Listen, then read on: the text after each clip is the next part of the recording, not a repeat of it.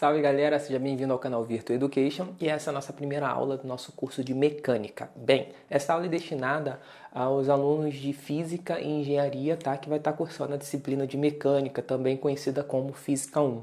Em geral, a maioria dos cursos utilizam 3 livros como base, que é o livro do Halliday, o livro do Tipler e o livro do Moisés. Eu vou estar usando esses 3 livros para estar compondo este curso. Não vou estar especificando um livro em si, porque teoricamente eu não posso pegar um livro e converter isso em vídeo, porque teoricamente é contra a lei.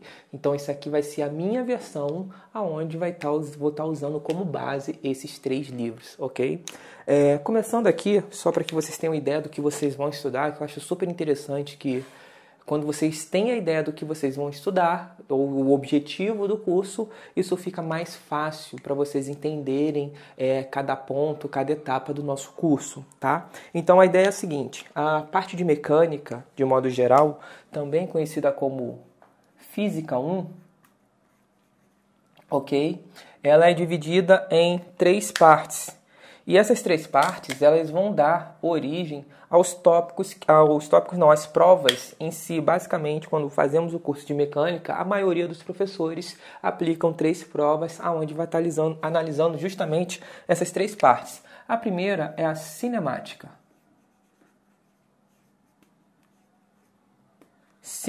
A segunda parte é o que nós chamamos de dinâmica.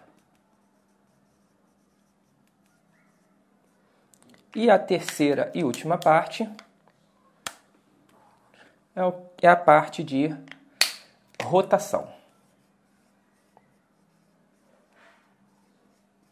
Bem, a parte da cinemática vai estar vinculada ao que vamos chamar de primeira prova, ou P1. Aqui vai ser a segunda prova, P2, e a terceira prova, P3. A maioria dos professores utilizam essa divisão, tá bom? O que vem a ser a cinemática? A cinemática é a parte da Física 1, também conhecida como mecânica, que vai analisar, que vai estudar o movimento dos corpos, principalmente suas trajetórias, ok? Onde a gente não vai estar preocupado com a dimensão do objeto, se ele é grande, pequeno, se ele é redondo, se ele é quadrado, não importa a dimensão do objeto. E nem o que está fazendo aquele objeto se mexer. Se ele está sendo empurrado pelo vento, se ele está caindo com a força da gravidade, se ele tem um motor próprio, isso não é importante dentro da cinemática. A gente só vai estar preocupado mesmo com o movimento em si, principalmente sua trajetória, tá? E a dinâmica vai ter um pouco de cinemática, a gente vai poder analisar o movimento, porém o foco da dinâmica é naquilo que faz o movimento. Aí vai importar se é uma corda que está puxando o objeto e por isso ele está se movimentando, ou se é o vento que está empurrando o objeto, ou o vento está parando o objeto. Isso tudo vai estar dentro da parte da dinâmica. É na dinâmica que nós vamos aprender as leis de Newton, ou reaprender, né? Que a princípio a gente aprendeu no ensino médio, só que tudo que vamos aprender aqui vai ser do ponto de vista do ensino superior, tá? E por fim, a rotação. A rotação eu diria que é a parte mais sensacional da mecânica, porque tem muita coisa contra-intuitiva, muita coisa legal, tá? Com aplicações bem interessantes no nosso dia a dia. Uma coisa importante é com relação à cinemática. Na parte da cinemática, que parece muito bobo, eu diria que é o ponto-chave para que você consiga fazer um bom curso de mecânica, é na cinemática que nós vamos aprender matemática. Como assim aprender matemática? Ou melhor, cálculo.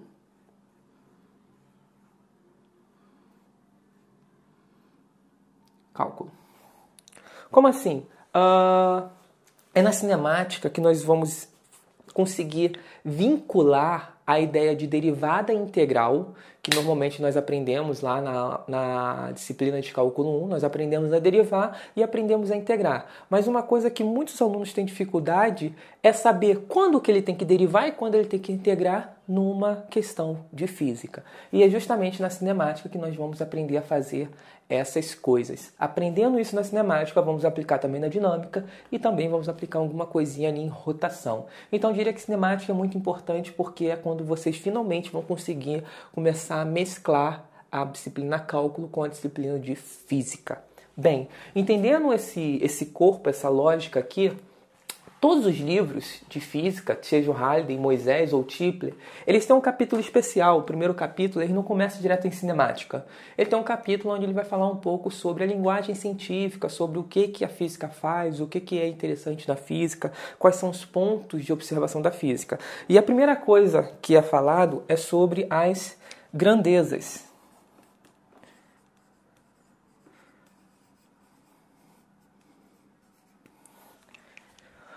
Grandezas são aquelas coisas que normalmente medimos na física. E existem 7 grandezas fundamentais. O que vem a ser 7 grandezas fundamentais?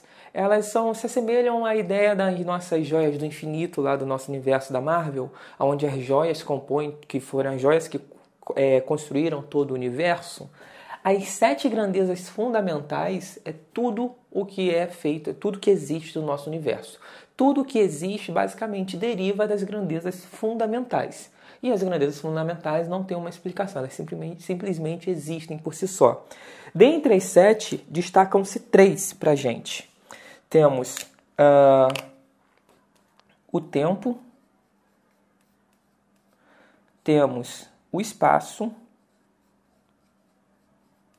e temos tempo, espaço e massa. As outras grandezas, uma está vinculada à eletricidade, a outra está vinculada à luz, a outra está vinculada à temperatura e a última à quantidade de matéria, que aí com essas 3 compõem as 7 grandezas fundamentais. Para nós, o que importa agora no nosso curso de mecânica são essas 3. Essas 3 grandezas elas vão estar presentes em todo o curso de mecânica e nenhuma outra. E nenhuma outra grandeza vai estar presente aqui no nosso curso de mecânica. Como grandezas fundamentais, elas existem por si só, mas a relação entre elas cria novas grandezas que nós chamamos de grandezas derivadas. Por exemplo, nós estamos muito a medir dentro da grandeza espaço coisas como posição, está relacionado ao espaço, deslocamento, está relacionado também ao espaço. Eu tive um deslocamento de 20 metros. Tá? Comprimento, que é uma medida de tamanho, né? Também está relacionado ao espaço, ok? Temos também o tempo. O tempo é 1 segundo, 3 segundos. A gente teve um intervalo de tempo de 10 horas ou coisa do tipo. Eu posso pegar a grandeza espaço e dividir pela grandeza tempo. E aí eu vou ter uma grandeza derivada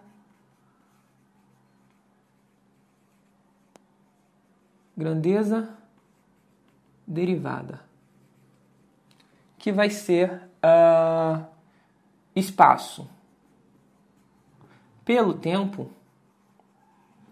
Isso vai dar origem à velocidade, né? Que nós aprendemos lá no ensino médio. Se eu dividir o espaço pelo tempo, eu tenho a velocidade. Portanto, a velocidade é uma grandeza física? Só que ela é uma grandeza física derivada. Derivada de quais grandezas fundamentais? Espaço e tempo. Existem grandezas, por exemplo, como o Joule, que é uma grandeza de energia, uma medida de energia, e o Newton, que é a grandeza da força. Elas também são grandezas derivadas, ok? Que vão ser compostas por nada mais tempo, espaço e massa. Tá? Vai depender basicamente dessas 6 grandezas. Essas grandezas elas podem estar ao quadrado, por exemplo, a aceleração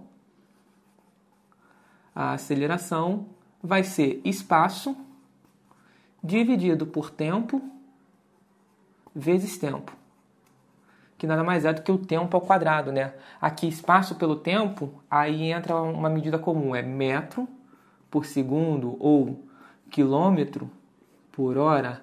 Aqui, em geral, espaço pelo tempo vezes tempo é 1 metro por segundo ao quadrado. Esse aqui é a unidade medida da aceleração e metro por segundo é da velocidade. Então, ambas, velocidade e aceleração, são grandezas derivadas das grandezas fundamentais tempo e espaço. Bem, entendendo o que são essas grandezas e tudo mais, existe uma coisa interessante, que é o seguinte. A ciência, ela é um patrimônio da humanidade. Então, se você diz produzir ciência, você está dizendo que você está produzindo algo que não é para você somente entender, e sim que todos possam entender, ou pelo menos uma grande quantidade de pessoas possam entender e dar sequência naquilo. O que isso significa? Que eu preciso usar unidades de medidas convencionais de modo que as outras pessoas consigam entender. Então, por exemplo, numa medida de massa, a gente aqui no Brasil está muito acostumado com o quilo, certo? Mas existem outros tipos de medida para massa, certo? Por exemplo, libra é uma medida de massa. Assim como na medida de espaço nós estamos acostumados com o metro, o centímetro, o milímetro, que é tudo derivado do metro. Mas em outros lugares tem a polegada, a jarda, a milha, certo? No tempo, a princípio, a gente não tem problema que basicamente todo mundo usa o tempo, segundos, horas, todo mundo conhece o tempo de uma maneira bem trivial. Mas medida de espaço e massa pode variar de país para país. E como a ciência é um patrimônio da humanidade, eu tenho que sempre produzir artigos científicos e tudo mais de maneira clara para que outros possam entender. Isso implica que existe uma conversão. A conversão é chamada de Sistema Internacional, tá? Ou chamado de SI, Sistema Internacional, que é uma conversão onde a gente fala, olha só, se eu for falar de tempo, eu não vou usar hora, eu não vou usar dias, eu não vou usar anos. Sempre que eu falar de tempo, no Sistema Internacional, o tempo é dado em segundos. Então, se eu vou publicar um artigo na área de mecânica, uma coisa interessante é que o sistema internacional ele pode variar um pouco de acordo com a área. Dentro da mecânica, o tempo vai ser em segundo. Dentro da mecânica, o espaço vai ser sempre em metro, o que pra gente é bem confortável aqui no Brasil, porque já estamos acostumados com metro. Mas, por exemplo, nos Estados Unidos, eles não utilizam metros, eles utilizam milhas, jardas, e aí eles precisam converter a sua medida para metro antes de publicar um artigo. Que aí quando eu pegar um artigo, eu entendo o que é metro, ok? E a massa é dado em quilograma, certo? Esses aqui são as unidades dentro do sistema internacional, segundo, metro e quilograma. E aí tem também lá para as outras grandezas, o ampere para eletricidade, tem o candela para luz, e por aí vai. Não vou me estender nessa parte que não é interessante para a gente, tá? A partir da ideia de sistema internacional, que é a primeira ideia de conversão, existe um outro ponto super importante, que é a notação científica. O que vem a ser a notação científica? A notação científica ela é bem interessante por conta de como a ciência ocorre nos dias de hoje, que é o seguinte: hoje nós não fazemos mais ciência usando 1 metro. Hoje a gente não faz mais ciência usando 1 quilo. Ou a gente não faz ciência usando 1 ou 2 ou 10 segundos. Hoje a ciência está caminhando para coisas muito pequenas ou muito grandes. Dentro da área de astronomia, nós falamos de dimensões absurdamente grandes, de coisas que têm um tamanho absurdamente grande, valores de energia absurdamente grandes. E dentro da ciência aqui, a gente tem a nanotecnologia, onde a gente está falando de coisas muito pequenas, 10 a menos 9, ou coisas que ocorrem a 0,00015 zeros, depois vem um número, segundos, femtosegundos e por aí vai. Ou é muito pequeno ou é muito grande. E aí fica extremamente ruim você colocar num artigo que o tempo que levou para acontecer tal coisa... Faltou um N aqui, né? O tempo que levou para acontecer tal coisa foi 0,00000000001 segundo. Você não escreve assim no seu artigo. E aí surgiu a notação científica, que é uma forma de você escrever seus dados.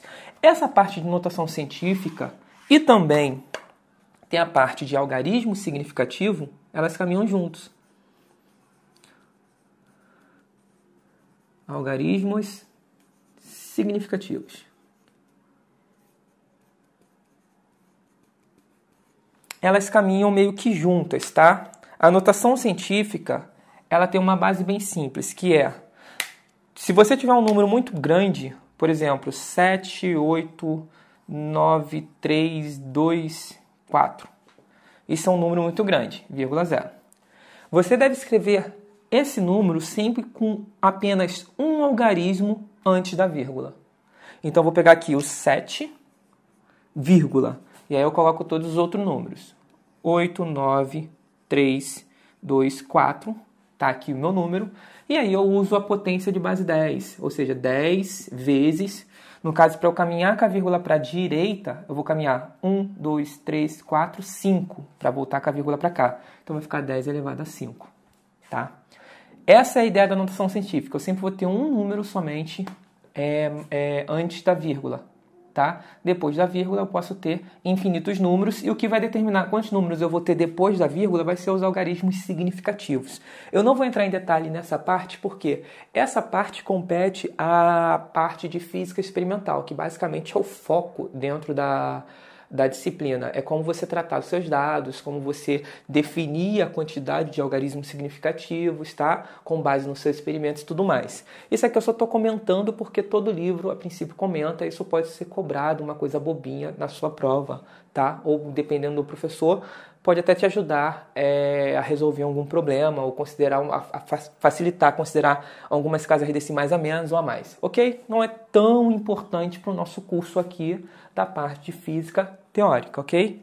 Bem, pessoal, com isso a gente basicamente encerra um capítulo que todos os livros têm, seja o Halliday, Tipler ou Moisés, que é uma apresentação da física, falando um pouco sobre as grandezas, o que medimos e tudo mais, onde a gente fala de como nós apresentamos os nossos dados para escrever um artigo científico, tá? Já na nossa próxima aula vai começar efetivamente aqueles tópicos que eu coloquei aqui. A gente vai começar um pouco a falar de cinemática, depois vamos para dinâmica, depois vamos para rotação. Eu pretendo falar de cinemática, fazer uns exercícios e depois, como se fosse a Pre1, e depois a gente parte para dinâmica e posteriormente para rotação. Eu espero que vocês tenham curtido. Não deixa de se inscrever no canal, isso ajuda muito a gente, tá bom? Compartilhe com quem você acha que pode interessar e valeu, até a próxima.